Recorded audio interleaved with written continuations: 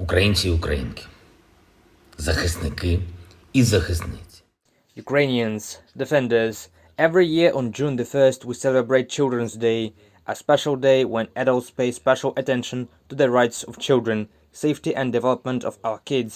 But since February the 24th, everything has changed in our country, and literally every day now is a day of protection for us.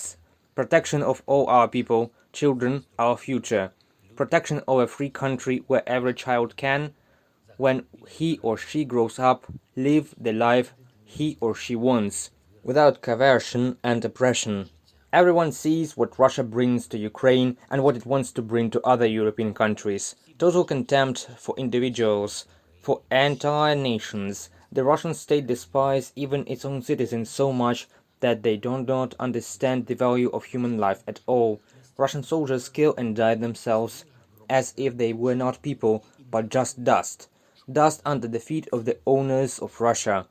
The principles of our life are completely different, and although life has changed with the onset of wartime, our principles remain the same. Every person matters. This is the main sin that distinguishes us from the occupiers. During the 98 days of the Russian invasion, 689 children were injured as a result of the occupiers' attacks, and these are only those who we know about. We do not yet have all the information from the territory that is currently occupied, but from what is known today, 446 children were injured, 243 children died, 139 went missing. It is said that human consciousness does not perceive large numbers. The larger the number, the harder it is for a person to realize what is behind it.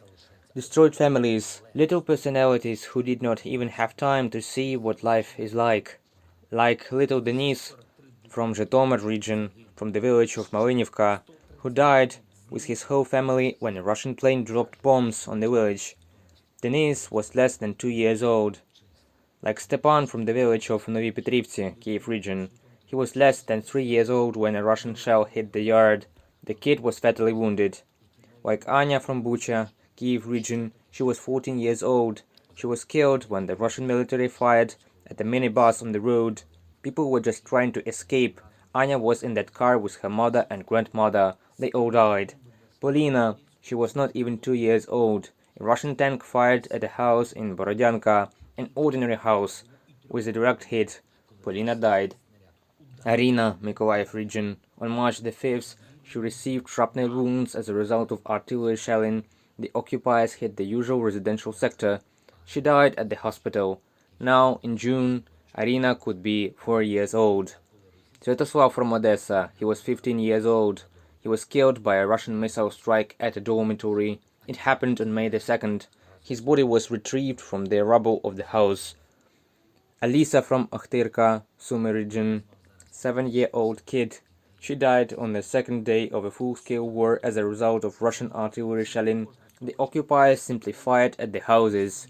Mikita from the city of Izum, Kharkiv region. He was 3 years old. On the night of March the 3rd, he was killed by a Russian airstrike at the city. A total of 9 people died that night. 2 sisters, Varvara and Polina from Mariupol. Varvara was 14 years old and Polina was 11. They died as a result of the Russian shelling on an apartment building.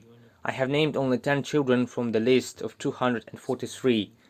And it is not just numbers. Each line is a separate world that was destroyed by the Russian army. In this list there are those about whom nothing is known and all, even the name. 243 children. Eternal memory to everyone whose life was taken away by the Russian war against us, against Ukrainians and against Ukraine. About 12 million of our citizens have been forced to flee their homes due to the war. More than 5 million went abroad, and the vast majority of them are women and children. We will do everything so that they can return home to Ukraine. Russia is also pursuing a consistent criminal policy of deporting our people, forcibly deports both adults and children. This is one of Russia's most heinous war crimes. In total, more than 200,000 Ukrainian children have been deported so far. These are orphans from orphanages, children with parents, children separated from their families. The Russian state disperses these people on its territory, settles our citizens in particular in remote regions. The purpose of this criminal policy is not just to steal people, but to make deportees forget about Ukraine and not be able to return. But we must find a solution to this challenge as well, and ensure that all those who killed, tortured, and deported Ukrainians are held accountable. The inevitability of punishment is a principle that Ukraine will definitely teach Russia, but first of all, we must teach it on the battlefield that Ukraine will not be conquered, that our people will not surrender, and our children will not become the property of the occupiers. Today I signed 2 new decrees on awarding our heroes. 380 combatants were awarded. In total, since the beginning of the full-scale war, 17,086 defenders of Ukraine have received orders and other awards. Thanks to all those who defend our state, our people, and our children, we can be sure that Ukraine has everything and has a future. Glory to Ukraine! Є майбутнє.